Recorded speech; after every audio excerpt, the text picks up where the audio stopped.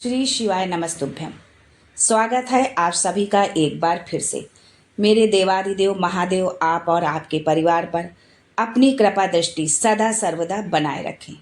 दोस्तों, अगर आप अपनी लाइफ में कुछ नया सीखना चाहते हैं तो आप हमारे चैनल को सब्सक्राइब जरूर करिएगा। दोस्तों, सावन के किसी भी सोमवार को शिवलिंग से चुपचाप उठा लाएं ये गुप्त चीज। हर इच्छा होगी पूरी, कंगाल बनेगा धनवान। दोस्तों, सावन का पवित्र महीना 22 जुलाई से शुरू हो रहा है। शिव के आने का आगाज ब्रह्मांड के कण कण में हो चुका है। आपको बता दें कि सावन का समापन जो है 19 अगस्त 2024 को होगा। दोस्तों, धार्मिक मान्यताओं के अनुसार देवों के देव महादेव ऐसे भगवान हैं जिनकी हर कोई व्यक्ति भक्ति कर सकता है। महादेव बहुत दयालु हैं, औघड़दानी हैं, बहुत ही भोले हैं। आपको ज्ञात होगा कि इसी दया के चलते भस्मासुर और रावण के क्रियाकलाप को जानते हुए भी उन्हें वरदान दे दिया था। भगवान भोलेनाथ चाहे मनुष्य हो, देवता हो, दानव हो, राक्षस हो, कोई भी हो, यदि उनकी पूजा आराधना सच्चे मन से भक्ति भाव से करता है तो भोलेनाथ उसमें कोई भी भेदभाव नहीं रखते और उसकी जो भी इच्छा होती है, जो भी मुराद होती है या जो भी वो पाने के लिए भगवान भोलेनाथ की पूजा आराधना करता है, भगवान भोलेनाथ उसको जरूर वो देते हैं। भोले बाबा जितने भोले हैं उनका क्रोध भी उतना ही भयंकर है, यानी कि वो उतना क्रोध भी उनको आ जाता है। जानबूझकर यदि आपने कोई गलती यदि आप कर रहे हैं तो वो कभी भी क्षमा नहीं करते। और यदि मान लीजिए कोई भूल या कोई गलती हमसे अनजाने में हो जाती है तो उसके लिए हम भगवान भोलेनाथ से क्षमा करें। इसलिए जब भी आप भगवान भोलेनाथ की नहीं, कोई भी आप किसी भी देवी देवता की या कोई भी धार्मिक अनुष्ठान पूजा पाठ यदि आप कर रहे हैं तो बाद में क्षमा जरूर मांगे। अगर क्षमापन स्तोत्र आता है तो आप वो पढ़े, और नहीं आता है तो आप अपने शब्दों में, अपने भावों को आप अपने शब्दों में भगवान के सामने हाथ जोड़कर जरूर कहें कि यदि हमसे कोई भूल बस कोई गलती हुई है, कोई त्रुटि हुई है तो आप हमें उसके लिए क्षमा करें। इस बात का आप हर पूजा पाठ में, कोई भी आप पूजा पाठ करें किसी भी देवी देवता का, तो आप ये जरूर करें।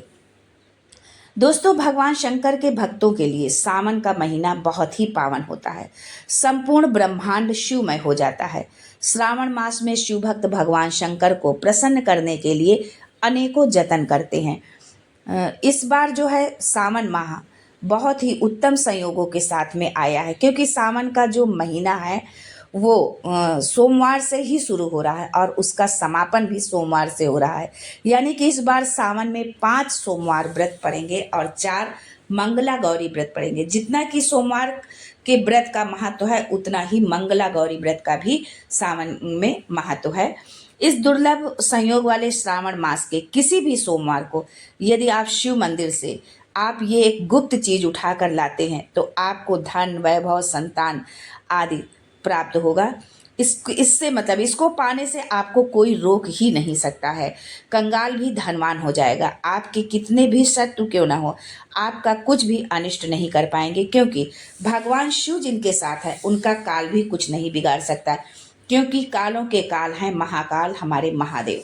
दोस्तों, सावन माह के किसी भी सोमवार को यदि आप ये गुप्त चीज उठाकर लाते हैं और अपने घर में स्थापित कर देते हैं तो आपको किसी भी चीज की कभी भी कोई कमी नहीं होगी। धन धान्य से आपका घर हमेशा भरा रहेगा। आपकी संपूर्ण मनोकामना भगवान भोलेनाथ पूरी कर देंगे। किसी भी तरह का कष्ट हो, भगवान भोलेनाथ की कृपा से आप समस्त कष्टों से छुटकारा पा जाते हैं। भगवान भोलेनाथ ने यदि किसी को आशीर्वाद दे दिया तो साक्षात काल भी उसका कुछ नहीं बिगाड़ सकता है। भगवान भोलेनाथ को प्रसन्न करने के लिए सावन माह में शिव भक्त जो है जलाभिषेक करते हैं, कांवड़ यात्रा ले जाते हैं, दूध, दही, शहद आदि से भगवान भोलेनाथ का जो है अभिषेक करते हैं। यदि आप भी चाहते हैं कि भगवान भोलेनाथ का आशीर्वाद आप और आपके परिवार पर बना रहे तो आप जो भी कार्य शुरू करें उसमें आपको 100% सफलता आप उसमें प्राप्त करें। यदि आप ऐसा चाहते हैं, सुख संपत्ति, धन, वैभव, मान सम्मान आपके कदम चूमे तो पूरी श्रद्धा भक्ति के साथ जो है आप इस वीडियो को लाइक कर दीजिए और कमेंट बॉक्स में जय भोलेनाथ, ओम नमः शिवाय, श्री शिवाय नमस्तुभ्यम, जो भी मंत्र का आप जाप करते हैं, जो भी आप बोलते हैं, वो भोलेनाथ के लिए जरूर लिखिए। साथ ही अपनी राशि भी आप उसमें लिखिएगा कमेंट के उत्तर में। आपकी राशि के अनुसार यदि कोई उपाय होगा जिसको करके आप लाभ पा सकते हैं तो वो भी हम आपको अवश्य बताएंगे। यूँ तो सावन का पूरा महीना ही शिव भक्तों के लिए समर्पित है, लेकिन शास्त्रों में सावन में पड़ने वाले सोमवार का बहुत अधिक महत्व बताया गया है। दोस्तों, सोमवार के दिन भगवान शिव की कृपा से विशेष फलों की प्राप्ति के लिए कुछ विशेष उपाय किए जाते हैं। दोस्तों, अगर आप अपने धन धान्य के साधनों में बढ़ोतरी करना चाहते हैं तो इसके लिए आप सबसे पहले जलाभिषेक करें, फिर रोली चावल का तिलक लगाएं, इसके साथ ही शक्कर से भगवान का मुंह मीठा कराएं, फलों का भोग लगाएं। भगवान शिव आपकी मनोकामना अवश्य पूरी करेंगे।